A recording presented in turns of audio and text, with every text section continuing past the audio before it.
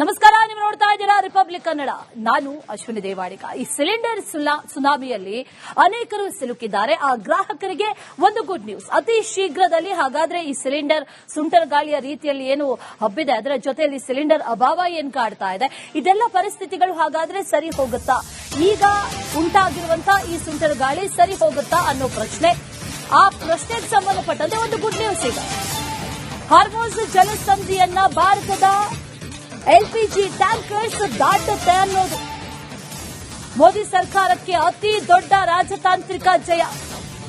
ಈ ರೀತಿ ಏನಾದ್ರೂ ಆಗ್ಬಿಟ್ರೆ ಈಗಾಗಲೇ ಭಾರತದಲ್ಲಿ ಅಥವಾ ರಾಜ್ಯದ ಅನೇಕ ಕಡೆಗಳಲ್ಲಿ ಉಂಟಾಗಿರುವಂತಹ ಈ ಸಿಲಿಂಡರ್ ಪೂರೈಕೆ ಆಗದೇ ಇರುವಂತಹ ಪರಿಸ್ಥಿತಿ ಇದೆಯಲ್ಲ, ಆ ಪರಿಸ್ಥಿತಿ ಎಲ್ಲವೂ ಕೂಡ ಸರಿ ಹೋಗುತ್ತೆ ಅನ್ನುವಂತ ಒಂದು ಆಶಾ ಕಿರಣ, ಒಂದು ಪಾಸಿಟಿವ್ ರೆಸ್ಪಾನ್ಸ್ ಈಗ ಸಿಗ್ತಾ ಇದೆ.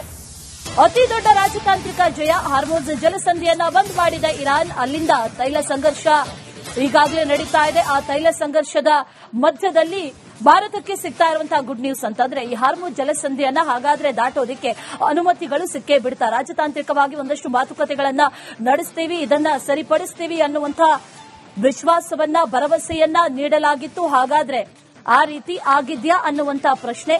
ಒಂದಷ್ಟು ಪಾಸಿಟಿವ್ ಆಗಿ ರೆಸ್ಪಾನ್ಸಸ್ ಬರ್ತಾ ಇದೆ. ಭಾರತದ ಧ್ವಜ ಇರುವಂತಹ ನೌಕೆಗಳಿಗೆ ಇರಾನ್ ಅನುಮತಿಯನ್ನ ಕೊಟ್ಟಿದೆ ಅನ್ನುವಂಥದ್ದು. ಇರಾನ್ ಜೊತೆ ವಿದೇಶಾಂಗ ಸಚಿವರಾದಂತಹ ಜೈಶಂಕರ್ ಕೂಡ ಮಾತುಕತೆಯನ್ನ ನಡೆಸಿದ್ದಾರೆ. ಹಾರ್ಮೋಸ್ ಜಲಸಂಧಿಯನ್ನ ದಾಟೋದಕ್ಕೆ ಭಾರತದ ಈ ನೌಕೆಗಳಿಗೆ ಅನುಮತಿ ಸಿಕ್ಕಿದೆ. ಭಾರತದ ಧ್ವಜ ಇರುವಂತಹ ನೌಕೆಗಳಿಗೆ ಹಾರ್ಮೋಸ್ ದಾಟೋದಕ್ಕೆ ಈಗ ಇರಾನ್ ಅನುಮತಿಯನ್ನ ಕೊಟ್ಟಿದೆ ಅನ್ನುವಂತ ಮಾಹಿತಿ ಅಪ್ಡೇಟ್ ಆಗ್ತಾ ಇದೆ. ಇರಾನ್ನ ಜೊತೆಗೆ ವಿದೇಶಾಂಗ ಸಚಿವರಾದಂತಹ ಜೈಶಂಕರ್ ಮಾತುಕತೆಯನ್ನ ನಡೆಸಿದ್ದಾರೆ. ಆ ಮಾತುಕತೆಯ ಬಳಿಕ ಭಾರತದ ನೌಕೆಗಳಿಗೆ ಇರಾನ್ನಿಂದ ಭಾರತದ ಧ್ವಜ ಇರುವಂತಹ ನೌಕೆಗಳು ದಾಟೋದಕ್ಕೆ ಅಫಿಷಿಯಲಿ ಪರ್ಮಿಷನ್ ಸಿಕ್ಕಿದೆ ಅನ್ನುವಂತ ಮಾಹಿತಿ. ಆ ರೀತಿ ಆದ್ರೆ ತೈಲ ಸಂಘರ್ಷ ಎಲ್ಲವೂ ಕೂಡ ನಿಂತು ಬಿಡುತ್ತೆ. ಭಾರತದ ನೌಕೆಗಳಿಗೆ ಇರಾನ್ನಿಂದ ವಿನಾಯಿತಿಯನ್ನ ನೀಡಲಾಗಿದೆ. 60% 65% ಈ ಗ್ಯಾಸ್ ಏನಿದೆ ಅದು ಗಲ್ಫ್ ರಾಷ್ಟ್ರಗಳಿಂದಾನೇ ಭಾರತಕ್ಕೆ ಬರಬೇಕು. ಅದಕ್ಕಿರುವಂತಹ ಒಂದೇ ದಾರಿ ಅಂತಂದ್ರೆ ಅದು ಹಾರ್ಮೋಸ್ ಜಲಸಂಧಿ. ಗ್ಯಾಸ್ ಟ್ಯಾಂಕರ್ಗಳು, ಈ ಹಡಗುಗಳು ಏನಿದೆ ಅದೆಲ್ಲವೂ ಕೂಡ ಹಾರ್ಮೋಸ್ ಜಲಸಂಧಿಯನ್ನ ದಾಟಿ ಭಾರತಕ್ಕೆ ಬರಬೇಕು. ಆದ್ರೆ ಹಾರ್ಮೋಸ್ ಜಲಸಂಧಿಯನ್ನ ಬಂದ್ ಮಾಡಲಾಗಿತ್ತು. ಇರಾನ್ ಹಡಗುಗಳ ಮೇಲೆ ದಾಳಿಯನ್ನ ನಡೆಸ್ತಾ ಇದೆ. ಈ ಕಾರಣದಿಂದಾಗಿ ಎಲ್ಪಿಜಿ ಟ್ಯಾಂಕರ್ಸ್ ಜಲಸಂಧಿಯನ್ನ ದಾಟ್ತಾ ಇರಲಿಲ್ಲ. ಇದರ ಪರಿಣಾಮವಾಗಿ ಭಾರತದಲ್ಲಿ, ಅದರಲ್ಲೂ ವಿಶೇಷವಾಗಿ ಕರ್ನಾಟಕದಲ್ಲಿ ಈ ಎಲ್ಪಿಜಿ ಪೂರೈಕೆ ಆಗ್ತಾ ಇರಲಿಲ್ಲ. ಸಂಕಷ್ಟದ ಪರಿಸ್ಥಿತಿ ಉದ್ಭವ ಆಗಿತ್ತು. ಈಗ ಇರಾನ್ ಈ ಹಾರ್ಮೋಸ್ ಜಲಸಂಧಿಯನ್ನ ದಾಟೋದಕ್ಕೆ ಭಾರತಕ್ಕೆ ಅನುಮತಿ ಕೊಟ್ಟಿದೆ ಅನ್ನುವಂತ ಮಾಹಿತಿ ಇದೆ. ಆ ಕಾರಣದಿಂದಾಗಿ ಎಲ್ಪಿಜಿ ಟ್ಯಾಂಕರ್ಸ್ ಎಲ್ಲವೂ ಕೂಡ ಶೀಘ್ರ ಭಾರತದ ಬಂದರು ಬಂದು ತಲುಪುತ್ತೆ. ಒಂದು 2-3 ದಿನದಲ್ಲಿ ಇದೆಲ್ಲವೂ ಕೂಡ ಸರಿ ಹೋಗಬಹುದು ಅನ್ನುವಂತ ಒಂದು ಆಶಾವಾದ ಈಗ ಕಾಣಿಸ್ತಾ ಇದೆ. ಭಾರತದ ಧ್ವಜ ಇರುವಂತಹ ನೌಕೆಗಳಿಗೆ ಇರಾನ್ ಅನುಮತಿಯನ್ನ ಕೊಟ್ಟಿದೆ ಅನ್ನುವಂತ ಮಾಹಿತಿ ಕೂಡ ಈಗ ಲಭ್ಯವಾಗ್ತಾ ಇದೆ.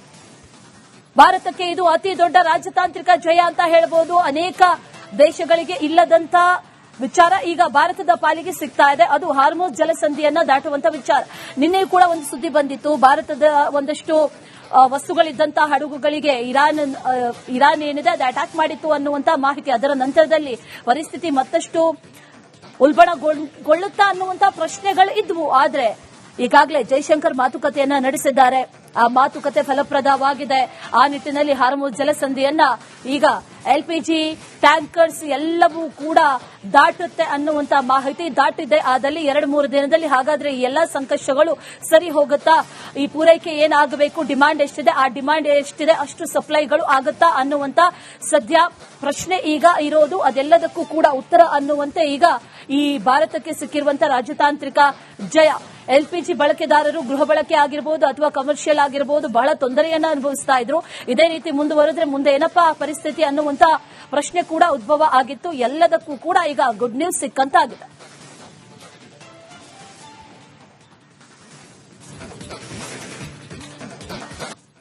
ನಮಸ್ಕಾರ, ನೀವು ನೋಡ್ತಾ ಇದ್ದೀರಾ ರಿಪಬ್ಲಿಕ್ ಕನ್ನಡ. ನಾನು ಅಶ್ವಿನಿ ದೇವಾಡಿಗ. ಈ ಸಿಲಿಂಡರ್ ಸುನಾಮಿಯಲ್ಲಿ ಅನೇಕರು ಸಿಲುಕಿದ್ದಾರೆ. ಆ ಗ್ರಾಹಕರಿಗೆ ಒಂದು ಗುಡ್ ನ್ಯೂಸ್. ಅತಿ ಶೀಘ್ರದಲ್ಲಿ ಹಾಗಾದ್ರೆ ಈ ಸಿಲಿಂಡರ್ ಸುಂಟರ್ ಗಾಳಿಯ ರೀತಿಯಲ್ಲಿ ಏನು ಹಬ್ಬಿದೆ, ಅದರ ಜೊತೆಯಲ್ಲಿ ಸಿಲಿಂಡರ್ ಅಭಾವ ಏನ್ ಕಾಡ್ತಾ ಇದೆ, ಇದೆಲ್ಲ ಪರಿಸ್ಥಿತಿಗಳು ಹಾಗಾದ್ರೆ ಸರಿ ಹೋಗುತ್ತಾ? ಈಗ ಉಂಟಾಗಿರುವಂತಹ ಈ ಸುಂಟರ್ ಗಾಳಿ ಸರಿ ಹೋಗುತ್ತಾ ಅನ್ನೋ ಪ್ರಶ್ನೆ. ಆ ಪ್ರಶ್ನೆಗೆ ಸಂಬಂಧಪಟ್ಟಂತೆ ಒಂದು ಗುಡ್ ನ್ಯೂಸ್ ಇದೆ. ಹಾರ್ಮೋಸ್ ಜಲಸಂಧಿಯನ್ನ ಭಾರತದ ಎಲ್ಪಿಜಿ ಟ್ಯಾಂಕರ್ಸ್ ದಾಟುತ್ತೆ ಅನ್ನೋದು ಮೋದಿ ಸರ್ಕಾರಕ್ಕೆ ಅತಿ ದೊಡ್ಡ ರಾಜತಾಂತ್ರಿಕ ಜಯ. ಈ ರೀತಿ ಏನಾದರೂ ಆಗ್ಬಿಟ್ರೆ ಈಗಾಗಲೇ ಭಾರತದಲ್ಲಿ ಅಥವಾ ರಾಜ್ಯದ ಅನೇಕ ಕಡೆಗಳಲ್ಲಿ ಉಂಟಾಗಿರುವಂತಹ ಈ ಸಿಲಿಂಡರ್ ಪೂರೈಕೆ ಆಗದೇ ಇರುವಂತಹ ಪರಿಸ್ಥಿತಿ ಇದೆಯಲ್ಲ, ಆ ಪರಿಸ್ಥಿತಿ ಎಲ್ಲವೂ ಕೂಡ ಸರಿ ಹೋಗುತ್ತೆ ಅನ್ನುವಂತ ಒಂದು ಆಶಾ ಕಿರಣ, ಒಂದು ಪಾಸಿಟಿವ್ ರೆಸ್ಪಾನ್ಸ್ ಈಗ ಸಿಗ್ತಾ ಇದೆ. ಅತಿ ದೊಡ್ಡ ರಾಜತಾಂತ್ರಿಕ ಜಯ. ಹಾರ್ಮೋಸ್ ಜಲಸಂಧಿಯನ್ನ ಬಂದ್ ಮಾಡಿದ ಇರಾನ್, ಅಲ್ಲಿಂದ ತೈಲ ಸಂಘರ್ಷ ಈಗಾಗಲೇ ನಡೀತಾ ಇದೆ. ಆ ತೈಲ ಸಂಘರ್ಷದ ಮಧ್ಯದಲ್ಲಿ ಭಾರತಕ್ಕೆ ಸಿಗ್ತಾ ಇರುವಂತಹ ಗುಡ್ ನ್ಯೂಸ್ ಅಂತಂದ್ರೆ ಈ ಹಾರ್ಮುಜ್ ಜಲಸಂಧಿಯನ್ನ ಹಾಗಾದ್ರೆ ದಾಟೋದಕ್ಕೆ ಅನುಮತಿಗಳು ಸಿಕ್ಕೇ ಬಿಡ್ತಾ. ರಾಜತಾಂತ್ರಿಕವಾಗಿ ಒಂದಷ್ಟು ಮಾತುಕತೆಗಳನ್ನ ನಡೆಸ್ತೀವಿ, ಇದನ್ನ ಸರಿಪಡಿಸ್ತೀವಿ ಅನ್ನುವಂತಹ ವಿಶ್ವಾಸವನ್ನ, ಭರವಸೆಯನ್ನ ನೀಡಲಾಗಿತ್ತು. ಹಾಗಾದ್ರೆ ಆ ರೀತಿ ಆಗಿದ್ಯಾ ಅನ್ನುವಂತಹ ಪ್ರಶ್ನೆ. ಒಂದಷ್ಟು ಪಾಸಿಟಿವ್ ಆಗಿ ರೆಸ್ಪಾನ್ಸಸ್ ಬರ್ತಾ ಇದೆ. ಭಾರತದ ಧ್ವಜ ಇರುವಂತಹ ನೌಕೆಗಳಿಗೆ ಇರಾನ್ ಅನುಮತಿಯನ್ನ ಕೊಟ್ಟಿದೆ ಅನ್ನುವಂಥದ್ದು. ಇರಾನ್ ಜೊತೆ ವಿದೇಶಾಂಗ ಸಚಿವರಾದಂತಹ ಜೈಶಂಕರ್ ಕೂಡ ಮಾತುಕತೆಯನ್ನ ನಡೆಸಿದ್ದಾರೆ. ಹಾರ್ಮುಜ್ ಜಲಸಂಧಿಯನ್ನ ದಾಟೋದಕ್ಕೆ ಭಾರತದ ಈ ನೌಕೆಗಳಿಗೆ ಅನುಮತಿ ಸಿಕ್ಕಿದೆ. ಭಾರತದ ಧ್ವಜ ಇರುವಂತಹ ನೌಕೆಗಳಿಗೆ ಹಾರ್ಮುಜ್ ದಾಟೋದಕ್ಕೆ ಈಗ ಇರಾನ್ ಅನುಮತಿಯನ್ನ ಕೊಟ್ಟಿದೆ ಅನ್ನುವಂತ ಮಾಹಿತಿ ಅಪ್ಡೇಟ್ ಆಗ್ತಾ ಇದೆ. ಇರಾನ್ನ ಜೊತೆಗೆ ವಿದೇಶಾಂಗ ಸಚಿವರಾದಂತಹ ಜೈಶಂಕರ್ ಮಾತುಕತೆಯನ್ನ ನಡೆಸಿದ್ದಾರೆ. ಆ ಮಾತುಕತೆಯ ಬಳಿಕ ಭಾರತದ ನೌಕೆಗಳಿಗೆ ಇರಾನ್ನಿಂದ ಭಾರತದ ಧ್ವಜ ಇರುವಂತಹ ನೌಕೆಗಳು ದಾಟೋದಕ್ಕೆ ಅಫಿಷಿಯಲಿ ಪರ್ಮಿಷನ್ ಸಿಕ್ಕಿದೆ ಅನ್ನುವಂತ ಮಾಹಿತಿ. ಆ ರೀತಿ ಆದ್ರೆ ತೈಲ ಸಂಘರ್ಷ ಎಲ್ಲವೂ ಕೂಡ ನಿಂತು ಬಿಡುತ್ತೆ. ಭಾರತದ ನೌಕೆಗಳಿಗೆ ಇರಾನ್ನಿಂದ ವಿನಾಯಿತಿಯನ್ನ ನೀಡಲಾಗಿದೆ. 60% 65% ಈ ಗ್ಯಾಸ್ ಏನಿದೆ ಅದು ಗಲ್ಫ್ ರಾಷ್ಟ್ರಗಳಿಂದಾನೇ ಭಾರತಕ್ಕೆ ಬರಬೇಕು. ಅದಕ್ಕಿರುವಂತಹ ಒಂದೇ ದಾರಿ ಅಂತಂದ್ರೆ ಅದು ಹಾರ್ಮುಜ್ ಜಲಸಂಧಿ. ಗ್ಯಾಸ್ ಟ್ಯಾಂಕರ್ಗಳು, ಈ ಹಡಗುಗಳು ಏನಿದೆ ಅದೆಲ್ಲವೂ ಕೂಡ ಹಾರ್ಮುಜ್ ಜಲಸಂಧಿಯನ್ನ ದಾಟಿ ಭಾರತಕ್ಕೆ ಬರಬೇಕು. ಆದ್ರೆ ಹಾರ್ಮುಜ್ ಜಲಸಂಧಿಯನ್ನ ಬಂದ್ ಮಾಡಲಾಗಿತ್ತು. ಇರಾನ್ ಹಡಗುಗಳ ಮೇಲೆ ದಾಳಿಯನ್ನ ನಡೆಸ್ತಾ ಇದೆ. ಈ ಕಾರಣದಿಂದಾಗಿ ಎಲ್ಪಿಜಿ ಟ್ಯಾಂಕರ್ಸ್ ಜಲಸಂಧಿಯನ್ನ ದಾಟ್ತಾ ಇರಲಿಲ್ಲ. ಇದರ ಪರಿಣಾಮವಾಗಿ ಭಾರತದಲ್ಲಿ, ಅದರಲ್ಲೂ ವಿಶೇಷವಾಗಿ ಕರ್ನಾಟಕದಲ್ಲಿ ಈ ಎಲ್ಪಿಜಿ ಪೂರೈಕೆ ಆಗ್ತಾ ಇರಲಿಲ್ಲ. ಸಂಕಷ್ಟದ ಪರಿಸ್ಥಿತಿ ಉದ್ಭವ ಆಗಿತ್ತು. ಈಗ ಇರಾನ್ ಈ ಹಾರ್ಮುಜ್ ಜಲಸಂಧಿಯನ್ನ ದಾಟೋದಕ್ಕೆ ಭಾರತಕ್ಕೆ ಅನುಮತಿ ಕೊಟ್ಟಿದೆ ಅನ್ನುವಂತ ಮಾಹಿತಿ ಇದೆ. ಆ ಕಾರಣದಿಂದಾಗಿ ಎಲ್ಪಿಜಿ ಟ್ಯಾಂಕರ್ಸ್ ಎಲ್ಲವೂ ಕೂಡ ಶೀಘ್ರ ಭಾರತದ ಬಂದರು ಬಂದು ತಲುಪುತ್ತೆ. ಒಂದು 2-3 ದಿನದಲ್ಲಿ ಇದೆಲ್ಲವೂ ಕೂಡ ಸರಿ ಹೋಗಬಹುದು ಅನ್ನುವಂತ ಒಂದು ಆಶಾವಾದ ಈಗ ಕಾಣಿಸ್ತಾ ಇದೆ. ಭಾರತದ ಧ್ವಜ ಇರುವಂತಹ ನೌಕೆಗಳಿಗೆ ಇರಾನ್ ಅನುಮತಿಯನ್ನ ಕೊಟ್ಟಿದೆ ಅನ್ನುವಂತ ಮಾಹಿತಿ ಕೂಡ ಈಗ ಲಭ್ಯವಾಗ್ತಾ ಇದೆ. ಭಾರತಕ್ಕೆ ಇದು ಅತಿ ದೊಡ್ಡ ರಾಜತಾಂತ್ರಿಕ ಜಯ ಅಂತ ಹೇಳಬಹುದು. ಅನೇಕ ದೇಶಗಳಿಗೆ ಇಲ್ಲದಂತ ವಿಚಾರ ಈಗ ಭಾರತದ ಪಾಲಿಗೆ ಸಿಗ್ತಾ ಇದೆ. ಅದು ಹಾರ್ಮುಜ್ ಜಲಸಂಧಿಯನ್ನ ದಾಟುವಂತ ವಿಚಾರ.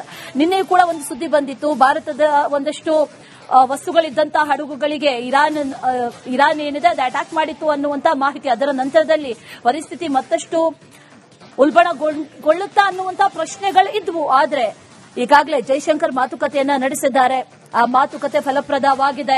ಆ ನಿಟ್ಟಿನಲ್ಲಿ ಹಾರ್ಮುಜ್ ಜಲಸಂಧಿಯನ್ನ ಈಗ ಎಲ್ಪಿಜಿ ಟ್ಯಾಂಕರ್ಸ್ ಎಲ್ಲವೂ ಕೂಡ ದಾಟುತ್ತೆ ಅನ್ನುವಂತ ಮಾಹಿತಿ ದಾಟಿದೆ. ಆದಲ್ಲಿ 2-3 ದಿನದಲ್ಲಿ ಹಾಗಾದ್ರೆ ಈ ಎಲ್ಲಾ ಸಂಕಷ್ಟಗಳು ಸರಿ ಹೋಗುತ್ತಾ?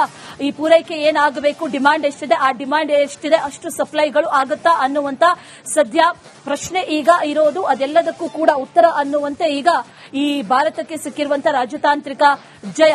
ಎಲ್ಪಿಜಿ ಬಳಕೆದಾರರು ಗೃಹ ಬಳಕೆ ಆಗಿರಬಹುದು ಅಥವಾ ಕಮರ್ಷಿಯಲ್ ಆಗಿರಬಹುದು ಬಹಳ ತೊಂದರೆಯನ್ನ ಅನುಭವಿಸ್ತಾ ಇದ್ರು.